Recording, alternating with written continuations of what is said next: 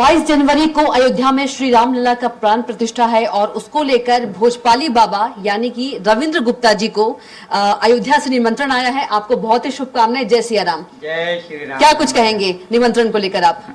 निमंत्रण आया है तो 22 जनवरी को वहां रहेंगे कार्यक्रम में और जीवन में आनंद है। मैं तो भूल ही गया था कि मेरे को ये कुछ आ सकता है।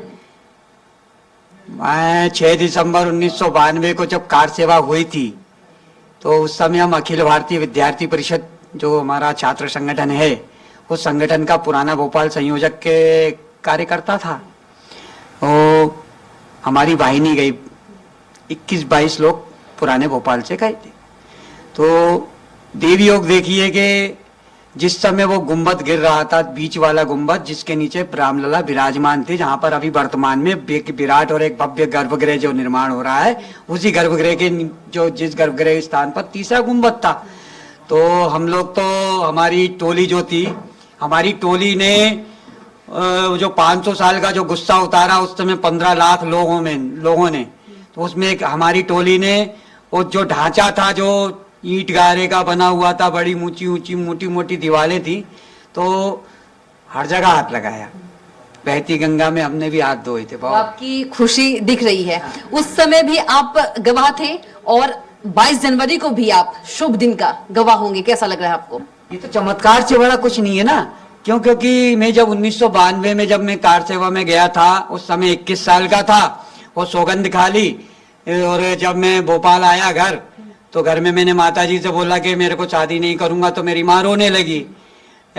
तो मैं तो अपनी जिद पे था, प्राण जाए पर वचन न जाई, रघुकुल रीत सदा चली आई। तो माँ ने मैं घर में फिर भी कभी जिद करना भी जरूरी है, कहा जा सकता है कभी कभी जिद करना भी जरूरी है।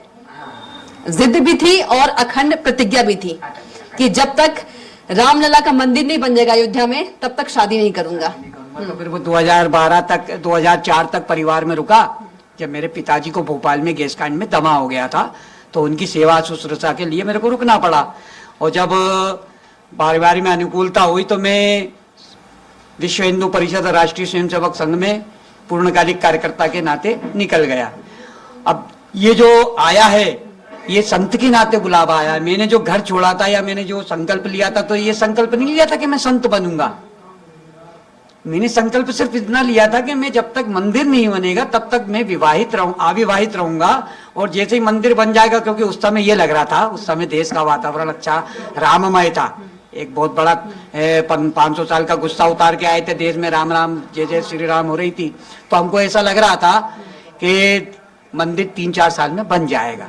लेकिन इंतजार करते करते 2012 आ गया। अब 2012 आ गया तो और उस समय 2010 में फैसला आ चुका था कि आपके पक्ष में फैसला आ गया था कि रामलला ही विराजमान होंगे वहां। तो इतना तो था कि हाँ कुछ संभावना जगी। उसके बाद फिर 2012 में मेरे को मां नर्मदा, क्योंकि संगठन का कार्य करते करते मुझे खरगोन जिला मिला, ओंकारेश्वर क्षेत्र मिला, मां नर्मदा बहती हुई मिली, तो मेरी लो लग गई वहां। और मां नर्मदा से लो लग गई तो पहली परिक्रमा, फिर दूसरी परिक्रमा, तीसरी परिक्रमा, ऐसे परिक्रमा करते करते मैं बाबा हो गया।